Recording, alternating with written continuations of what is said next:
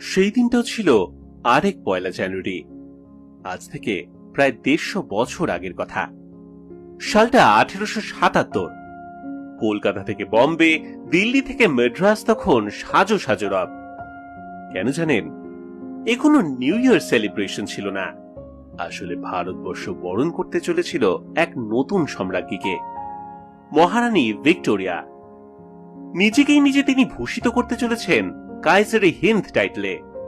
এটা হলো সেই সিজার, মানে রোমান সম্রাট জুলিয়াস সিজার, তারই একটা ভারতীয় সংস্করণ কাইজারে হিন্দ।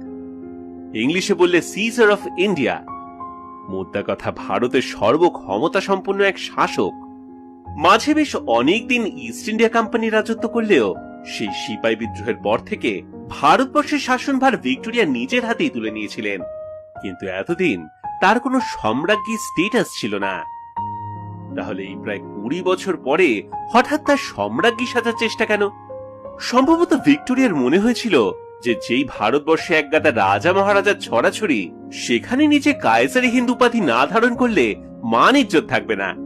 তাছাড়া কিছু বছর আগেই জার্মানির প্রথম উইলহেলম কায়সার উপাধি নিয়ে নিজেকে সম্রাট ঘোষণা করেছেন। অনেকে বলে যে তাকেও কিছুটা টেক্কা দিতেই ভিক্টোরিয়ার এই সম্রাজ্ঞী হওয়ার বাসনা। সে যে কারণেই হোক, প্রধানমন্ত্রী বেঞ্জামিন ডিসরায়েলিকে দিয়ে পার্লামেন্টে রয়্যাল টাইটেলস অ্যাক্ট পাশ করিয়ে ভারতবর্ষের সম্রাজ্ঞী হয়ে উঠলেন তিনি। আর সেটাই নিজের প্রজাদের মধ্যে ফলাও করে জাহির করতে দিল্লিতে বসানো হলো দরবার। দিল্লির করোনেশন পার্কের জায়গায় তৈরি হলো নানা রকম ছোট বড় তাঁবু। আর সেখানে ৬৩ জন ভারতীয় রাজা মহারাজা, তাদের মন্ত্রী, সেনাপতি সবাই এসে হাজির হলেন। এছাড়াও ছিল ব্রিটিশ গভর্নর এবং অন্যান্য রাজপুরুষ মিলিয়ে প্রায় ৬৮,০০০ মানুষের সমাবেশ তো বটেই। সবার মাঝে তৈরি হলো বড়লাট লর্ড লিটনের জন্য রাজকীয় মঞ্চ, আর আশেপাশে প্রায় ১৫,০০০ সশস্ত্র সৈন্য। তবে যাকে নিয়ে এই সভা, তিনি কিন্তু তার ধারে কাছেও ছিলেন না। তিনি তখন তার থেকে ৪,০০০ মাইল দূরে উইন্ডসর ক্যাসেলে ছুটির মেজাজে। ১৮৭৭ সেই দিল্লি দরবারে ঠিক দুপুর ১২:৩০ নাগাদ হাজির হলেন বড়লাট। মঞ্চে উঠে তিনি সিংহাসনে গিয়ে বসলেন।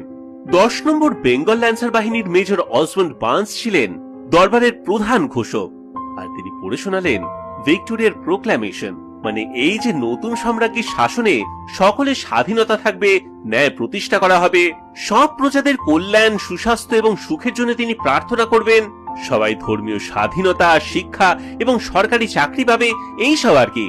মানে আজকের রাজনীতিবিদের তুলনায় খুব আলাদা